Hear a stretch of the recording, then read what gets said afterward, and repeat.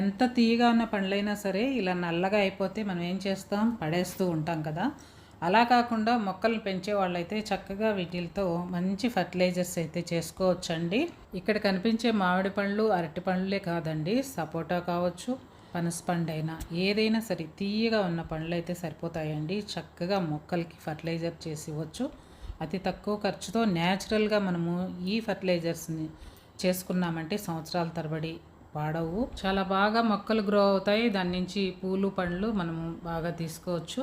అంత బాగా పనిచేసి ఈ ఫర్టిలైజర్ని చాలా ఈజీగా అతి తక్కువ ఖర్చుతో మనము ప్రిపేర్ చేసుకోవచ్చు. ఒకసారి ప్రిపేర్ చేసుకున్నామంటే 1 ఇయర్ వరకు పాడవదు.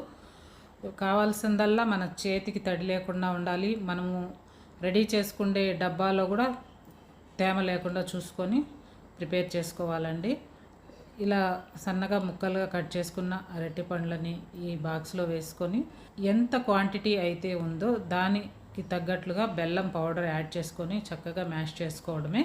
మనము చేత్తో మెత్తగా స్క్వీజ్ చేస్తూ ఉన్నాము. ఈ విధంగా చేయడం వల్ల దాంట్లో ఉన్న మంచి బ్యాక్టీరియా పాడవకుండా ఉంటుంది. అదేవిధంగా మన మొక్కలకు ఎంతో మేలు చేసిన వాళ్ళం అవుతాము. ఇలా ప్రిపేర్ చేసుకున్న ఫర్టిలైజర్ని 15 రోజులు అలాగే పెట్టేసి ఉదయం సాయంత్రం ఒక పుల్ల సాయంతో కలుపుతూ ఉంటే చక్కటి ఫర్టిలైజర్ అయితే ప్రిపేర్ అవుతుంది. దీనిపైన ఒక క్లాత్ పెట్టుకుంటే సరిపోతుందండి. మొక్కలకు కావాల్సిన ఎన్పీకే రిచ్ ఫర్టిలైజర్ అయితే రెడీ అయిపోతుంది. గట్టిగా మూత పెట్టకుండా ఇలా క్లాత్తో కవర్ చేయాలండి. రెడీ అయిన తర్వాత కావాలంటే మూత పెట్టచ్చు.